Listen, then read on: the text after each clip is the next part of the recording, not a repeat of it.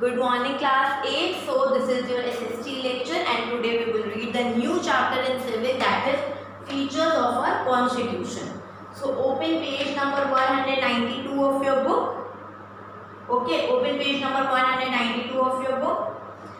Now first of all we will read about learning outcomes. Learning outcomes. This box is given over there. What is the learning outcomes? What you will learn in this chapter? By the end of this chapter, you will be able to describe the vision of the constitution and the principle guiding it with the focus of circularism. Appreciate the importance of the fundamental rights guaranteed by our constitution. Explain the importance of the fundamental duties in contributing to the growth of our country. So, in this chapter, you will learn about the features of our constitution and you will learn about the fundamental rights and how these fundamental rights are important in the growth of India. So this is a very important chapter because this chapter is related to the constitution, the features of the constitution of our India. First of all, we will read this box, the warm-up box is given over there. We will read that. Okay. The picture given above shows three famous places of worship in Kolkata: Dakshineshwar Temple, Nakhoda Mosque, St. Paul's Church. Kolkata is dotted with 100 of temples, church, mosque, indicative with a wide variety of religious practice in the city. So, in the picture given above, you can see that one picture is of temple, one picture is of a church, one picture is of a mosque. So, it means that temples, mosques, churches are there in Kolkata. Not in Kolkata only, but churches, mosques and temples are situated in all over the world. Okay. Now think about the city or a town in which you live. Now think about that. There is a temple. You have seen the temple in your town or in your city? Yes, we have seen that. You have seen the mosque? Yes, we have seen that. Gurudwaras are there, churches are there. We have seen each and every religious place in our state or in our town. Okay. Now, does it have the place of worship belonging to different religion? Yes. Or do all the places of worship belong to the single religion? All the places of worship belong to the single religion? No. There are the places of the different religion. For Muslim mosque is there, for Sikh Gurudwara is there, for Hindu temples are there, for Christian churches are there. So temple, churches, mosque, Gurudwaras are there in our city. Yes or no? What makes this possible? Share your thought in class. This is possible because of the religious harmony is there in our country. The religious harmony that we see in India today is supported by the Indian Constitution that defines India as a secular state, guaranteeing every citizen the right to practice their religion. In this chapter, we will find out more about the silent features of our constitution and the ideas guiding it. Okay. So, why churches, mosques, temples are there in our country? Because we are following the practice of religious harmony. In our constitution, it is written over there that a person can follow any of the religion according to his choice without any force. Yes or no? Some Muslims are there, some Hindus are there, and we all are living in the same country. We all are living in the same country. Though we belong to the different religion, we belong to different caste, but we are living in a same city, in a same country, on the same land. Yes or no? It means that our constitution has given this right. Our constitution has given this right to follow any of the religion according to our wish. Okay, nobody can force you to follow this religion or to this religion or to worship this god or to this god. Nobody can force you for that. You are free, you are living in India, you are free, and we are following the practice of religious harmony, and we can follow any of the religion according to our choice. Okay. In the previous chapter, we have learned about the need for a constitution and the role it plays in the governance of our country. In this chapter, we will explain the key ideas of the principle enshrined in the Constitution of India. One of the best is so by examining the preamble of the constitution. So in the previous chapter you have learned about the constitution. What is the constitution? Constitution is the law, is the rule and regulation that are made by the governors of the India to follow the practice and to run the state and the central government in a proper way. Okay. So in this chapter we will learn about the salient features of our constitution. The preamble of the constitution. The preamble is an introduction to the constitution. It outlines the objective of the constitution and the vision of guiding it. Read the preamble of the Constitution of India given below. Let us understand some of the terms in the preamble used to describe our country and its goal. So, India has the longest written constitution in the world. This we have learned in the previous chapter. Now, what are the important features of that constitution?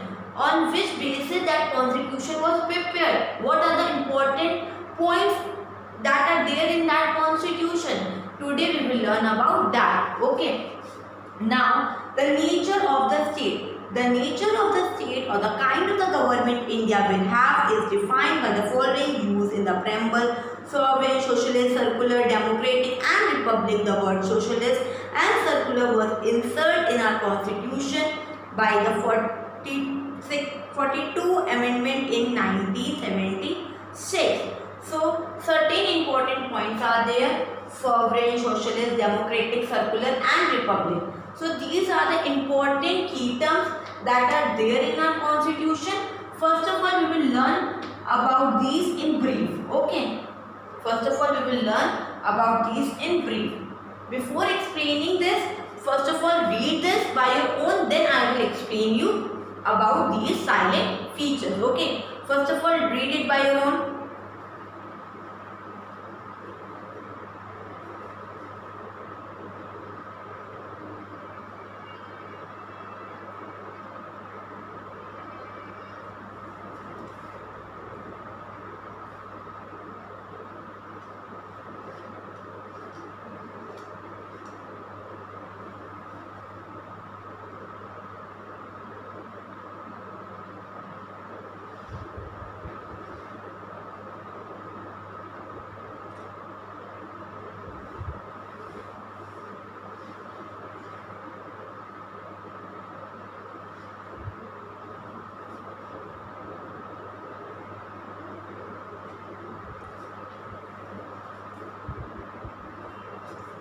Now, I hope you have read that sovereign.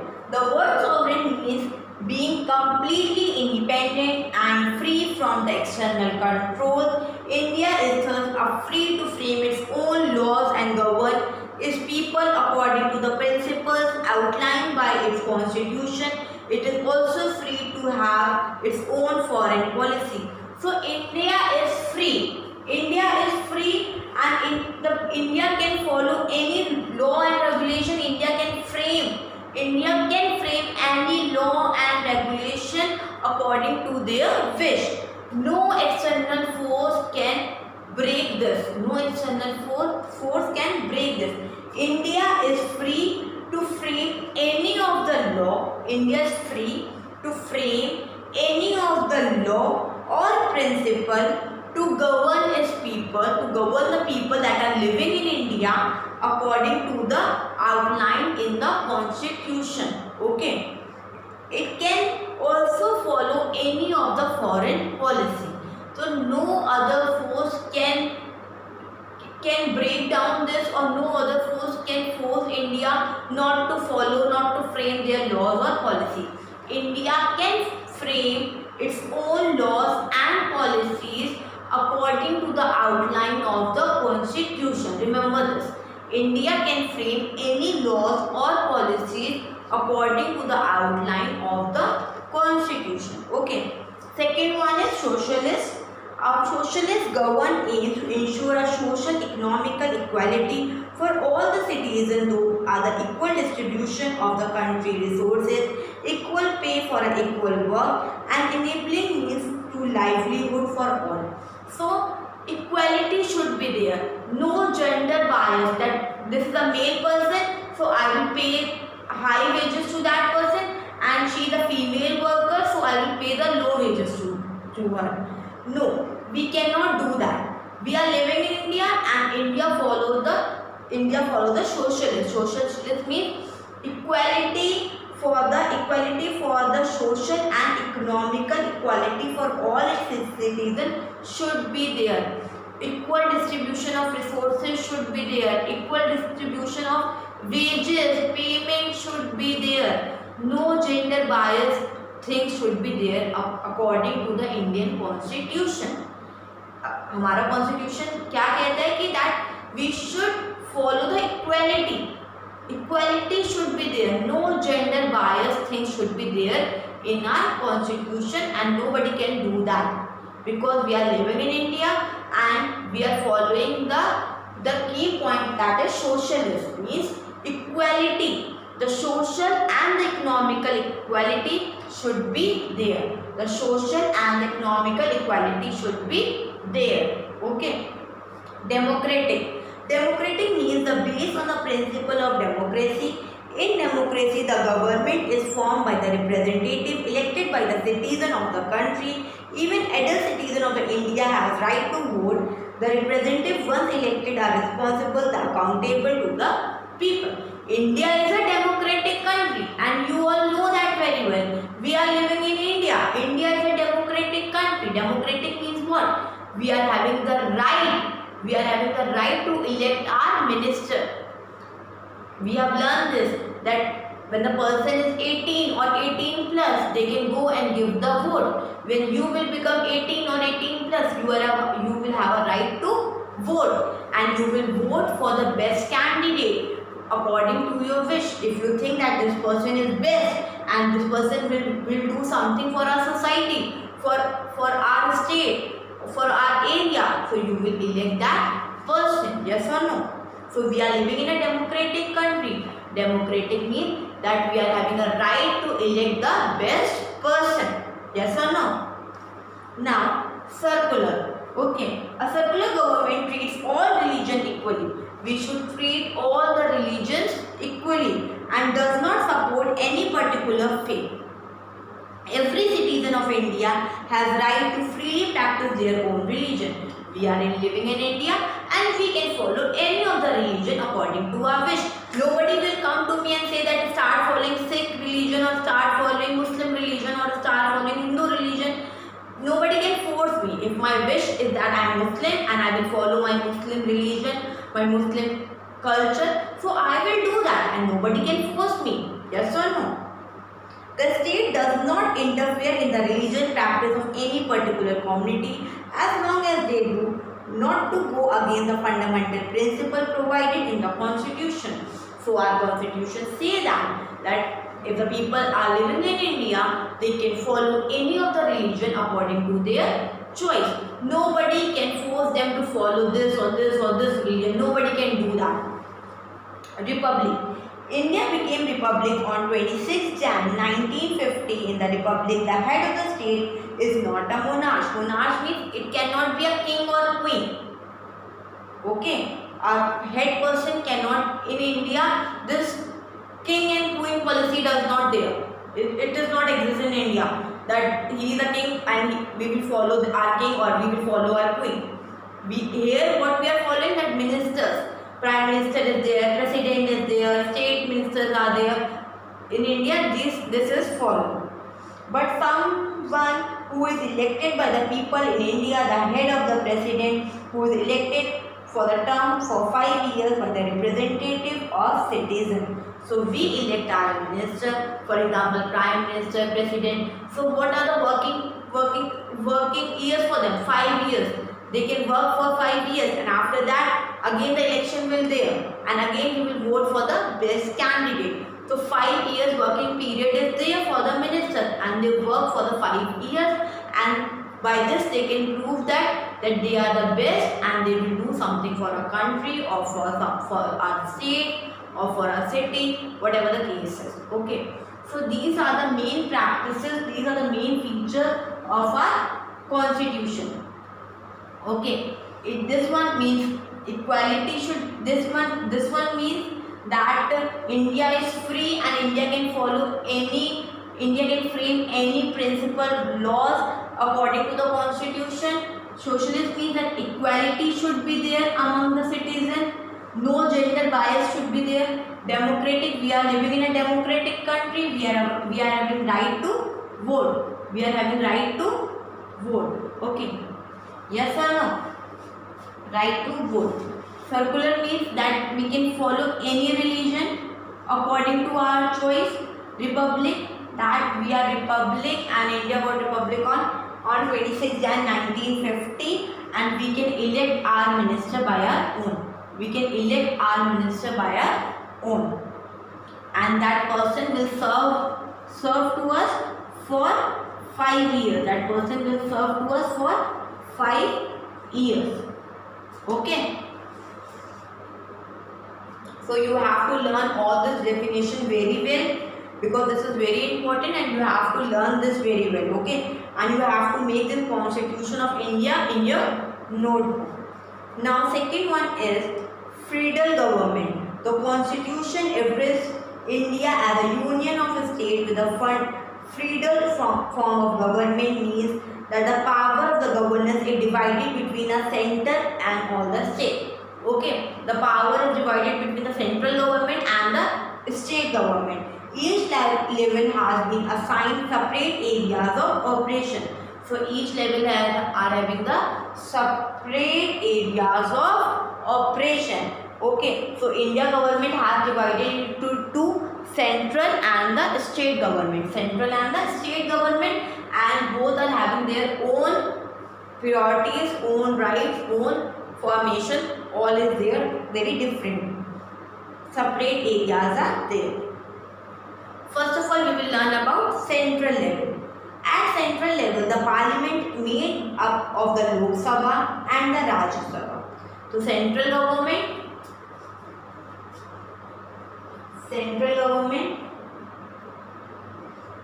it is made up of the parliament, Lok Sabha and Rajya Sabha.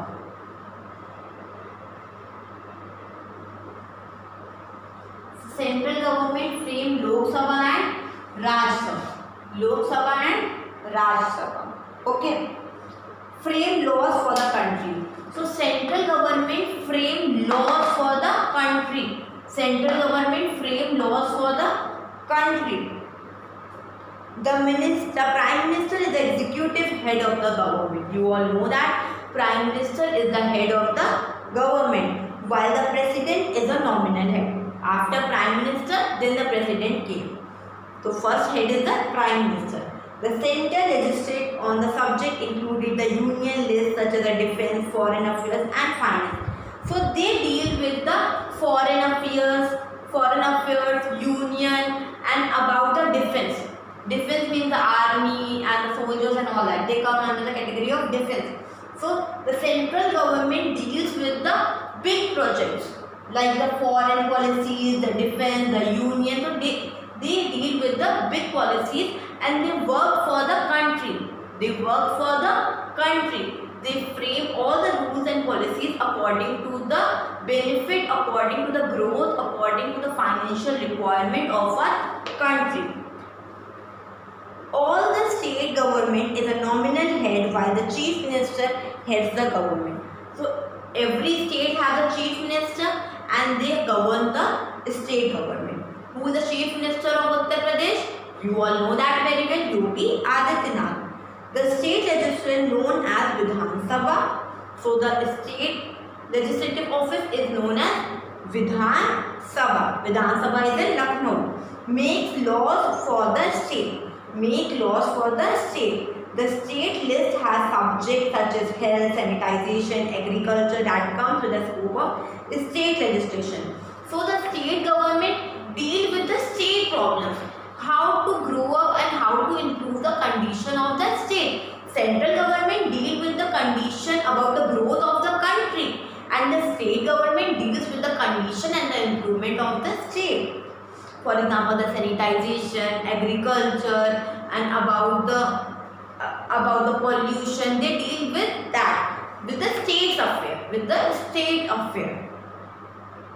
The concrete list consists of the subject like education, electricity and the labor among them. Both the state and the central government can make the laws on the subject in concrete list, but if the center and the state differ over a subject in the concrete list, the center decision will prevail over the state. So you all know that central government have the high power in comparison of the state government. Central government is on the high position in comparison of the state government. So concrete list consists of the education, the policy, the laws related to the education, the programs related to the education, electricity and labor. So both central and the state government can make their laws and policies according to their choice. But if the choice is different, if the view is different, so what we will consider? We will consider the decision of the state government. We will consider the decision of the state government. अगर दोनों में difference है, अगर दोनों की law policies में different है, तो we will follow the decision of the state government. Okay. So this is for the today. Now next we will continue in our next lecture. So before that you have to just go through this page and you have to learn all the definitions that are given on this page. Thank you and have a nice day. If you are having any doubt, you can go to the student app and you can raise your doubt from there. So learn the definition. All the best. Thank you.